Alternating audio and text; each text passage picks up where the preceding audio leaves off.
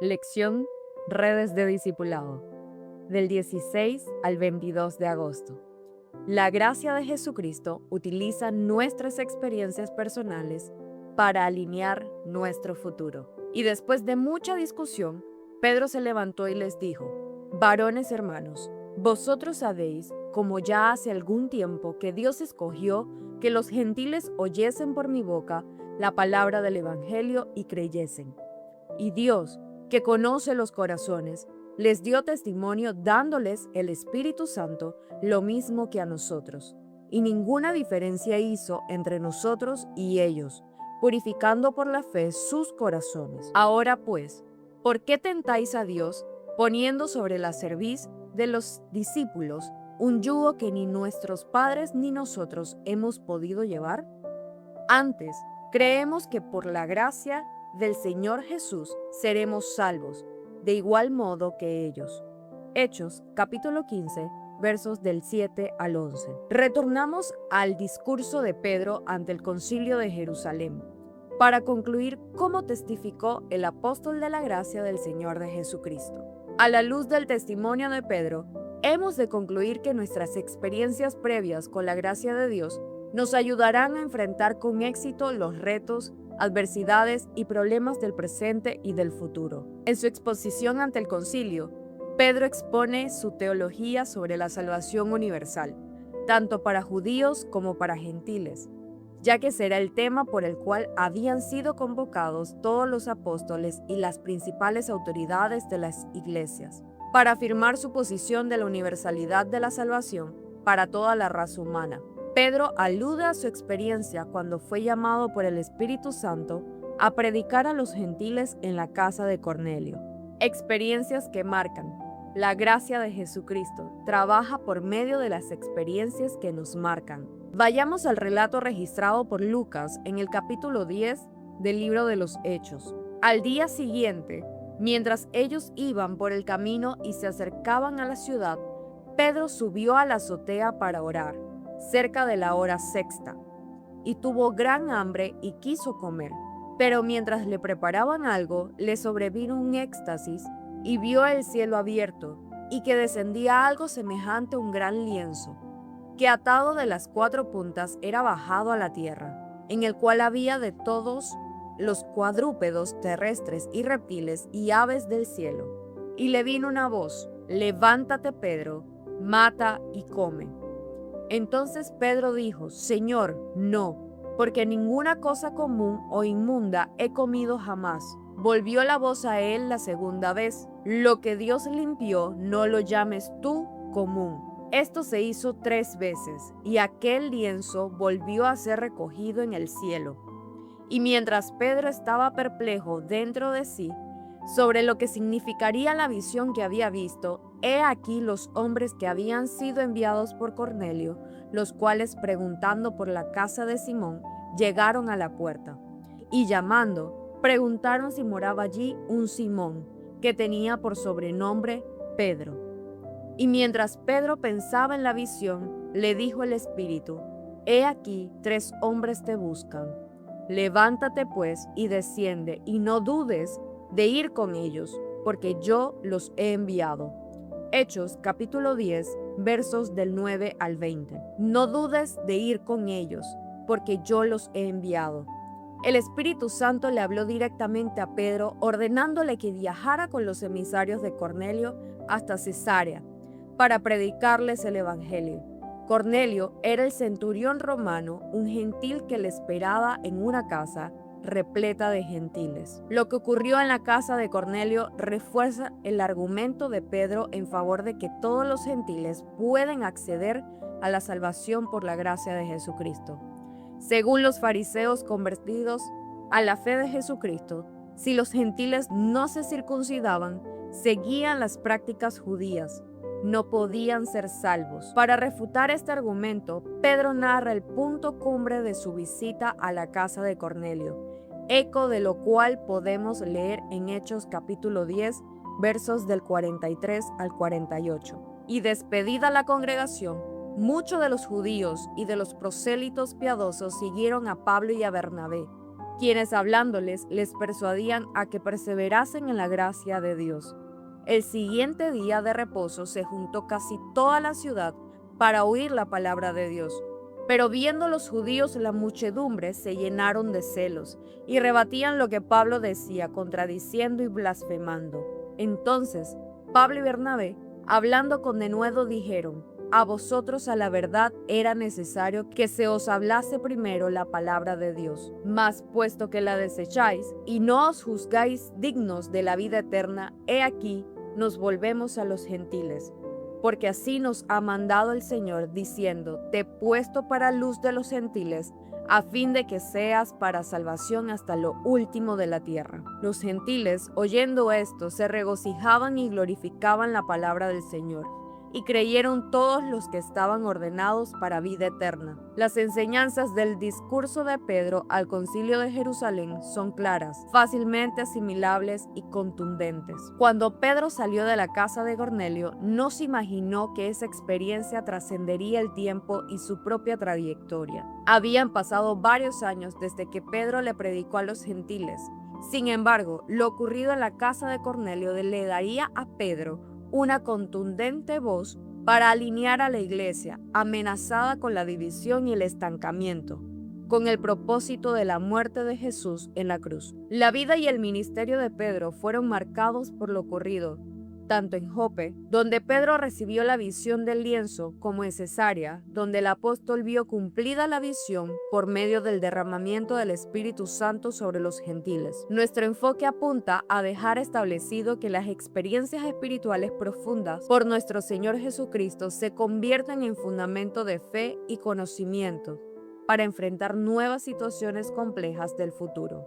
Amén. La gracia del Señor Jesucristo actualiza las experiencias del pasado con una acción de bendición en el presente. Pedro apela a la memoria colectiva del liderazgo de la iglesia. El apóstol les recuerda cómo Dios lo había escogido a él para que por su boca los gentiles escucharan el evangelio, y cómo Dios dio testimonio dándoles el Espíritu Santo, lo mismo que a los judíos. Pedro refuerza su argumento, indicando si Dios no les impuso una carga nueva a los gentiles, sino que, al contrario, derrama sobre ellos el Espíritu Santo. ¿Por qué el liderazgo de la iglesia habría de imponerles a los gentiles cargas religiosas propias de los judíos? Con este planteamiento, Pedro echa por tierra la intención de los judíos convertidos que pretendían que los gentiles observasen la ley de Moisés al pie de la letra, guardando todas las ceremonias, ritos, costumbres y prácticas ordenadas a los judíos. Para Pedro, Jesús es el cumplimiento de la ley, de modo que, si alguno está en Cristo, debe observar una conducta limpia, una conciencia pura y una fe genuina, como demostración de su nueva vida en Jesucristo. Al estar frente a sus colegas de ministerio y el liderazgo de la iglesia, Pedro entendió que lo ocurrido en la casa de Cornelio no fue una experiencia exclusiva para los gentiles allí reunidos. Ahora Pedro saca del baúl de su memoria sus lecciones aprendidas para aplicarlas a una nueva situación. Procuro ser claro en el planteamiento. Lo que viviste con Dios ayer es un depósito de fe y de gracia para el día de hoy. Refuerzo esta idea con la experiencia de David cuando Saúl subestimó la capacidad de David para enfrentar al gigante Goliat. Fueron oídas las palabras que David había dicho y las refirieron delante de Saúl, y él lo hizo venir. Y dijo David a Saúl: no desmaye el corazón de ninguno a causa de él. Tu siervo irá y peleará contra este filisteo. Dijo Saúl a David: no podrás tú ir contra aquel filisteo para pelear con él, porque tú eres muchacho y él un hombre de guerra desde su juventud. David respondió a Saúl: tu siervo era pastor de las ovejas de su padre, y cuando venía un león o un oso y tomaba algún cordero de la manada, salía yo tras él y lo hería, y lo libraba de su boca, y si se levantaba contra mí, yo le echaba mano de la quijada, y lo hería, y lo mataba. Fuese león, fuese oso, tu siervo lo mataba. Y este filisteo incircunciso será como uno de ellos, porque ha provocado al ejército del Dios viviente. Añadió David: Jehová, que me ha librado de las garras del león y de las garras del oso, él también me librará de la mano de este filisteo. Y dijo Saúl a David: Ve, y Jehová esté contigo. Y Saúl vistió a David con sus ropas y puso sobre su cabeza un casco de bronce y le armó de coraza. Primera de Samuel, capítulo 17, versos del 31 al 38. David tuvo el valor y la estrategia para enfrentar a Goliat, actualizando sus experiencias frente a las fieras, los osos y los leones, a quienes se había enfrentado con éxito en el pasado. A guisa de ejemplo cito a Caleb, ya de 85 años, aferrándose a la mano de Dios, que le había dado la victoria más de 4 décadas atrás. Recordando su pasado, Caleb reclamó la tierra que le había sido prometida por Moisés. Entonces Moisés juró diciendo: Ciertamente la tierra que oyó tu pie será para ti y para tus hijos en herencia perpetua, por cuanto cumpliste siguiendo a Jehová mi Dios. Ahora bien, Jehová me ha hecho vivir, como él dijo, estos 45 años, desde el tiempo que Jehová habló estas palabras a Moisés, cuando Israel andaba por el desierto, y ahora, he aquí, hoy soy de edad de 85 años. Todavía estoy tan fuerte como el día que Moisés me envió. ¿Cuál era mi fuerza entonces? Tal es ahora mi fuerza para la guerra, y para salir y para entrar.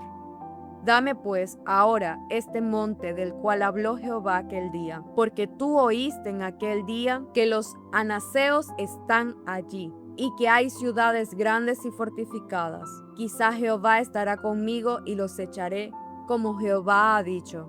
Josué entonces le bendijo y dio a Caleb, hijo de Jefone, a Hebrón por heredad. Josué capítulo 14, versos del 9 al 13. Amados, santos de Dios, si hemos llegado hasta aquí, es porque Dios nos ha bendecido en nuestro pasado, el cual puede representar el día de ayer o hace 10 años. El punto es que el que dio la victoria te abrió puertas, sanó tu cuerpo, arregló tu matrimonio, contestó una oración, suplió tu necesidad financiera, derrotó al diablo o un milagro en tu vida. Lo volverá a hacer otra vez ahora. Amén. La gracia de Jesucristo te da una palabra para los que la necesitan. Es interesante anotar que Pedro no necesitaba ser convencido de que la gracia de Jesucristo alcanzaba tanto a judíos como a gentiles. Pedro tenía su conclusión personal al respecto, pero entendió que necesitaba exponer su experiencia para convencer a los que deberían ser convencidos de la universalidad de la gracia y el Evangelio del Señor Jesús. De igual manera, una experiencia con la gracia del Señor Jesús que marque tu vida te dará la capacidad para compartir con otros lo que Dios hizo contigo. Y como ese testimonio puede fortalecer la fe de los que necesitan una intervención divina en sus vidas. La experiencia de Pedro, tanto en Jope como en la casa de Cornelio, fue fundamental para convencer al liderazgo de la iglesia de que los gentiles convertidos a Jesucristo únicamente necesitaban guardar los preceptos que rigen la moral cristiana y las prácticas bíblicas que marcan la santidad, tales: guardarse de toda inmoralidad sexual, abstenerse de toda idolatría, no comer sangre, ni ingerir animales estrangulados o ahogados. Esta fue, al final, la conclusión a la que arribó el Concilio de Jerusalén. Por otro lado, el discurso de Pedro animó a los apóstoles Pablo y Bernabé para exponer también las experiencias de su primer viaje misionero y cómo Dios abrió la puerta de la fe a los gentiles. Si tú compartes tu testimonio con seguridad y evidencias comprobables, animarás la fe de otros y estimularás a que quienes te oigan también se determinen a compartir lo que Dios ha hecho en sus vidas. Entonces, nuestra boca se llenará de risa y nuestra lengua de alabanza. Entonces dirán entre las naciones: grandes cosas ha hecho Jehová con estos. Grandes cosas ha hecho Jehová con nosotros. Estaremos alegres. Salmos capítulo 126 versos del 2 al 3. María se atrevió a pronunciar su célebre oración después que escuchó el testimonio de Elizabeth. Te animo a compartir con otros lo que Dios ha hecho en ti. De esta manera estimularás su fe y a la misma vez los inspirarás para que ellos también compartan con otros lo que Dios ha hecho en sus vidas. Amén. Y habiendo llegado y reunido a la iglesia, refirieron cuán grandes cosas había hecho Dios con ellos y cómo había abierto la puerta de la fe a los gentiles.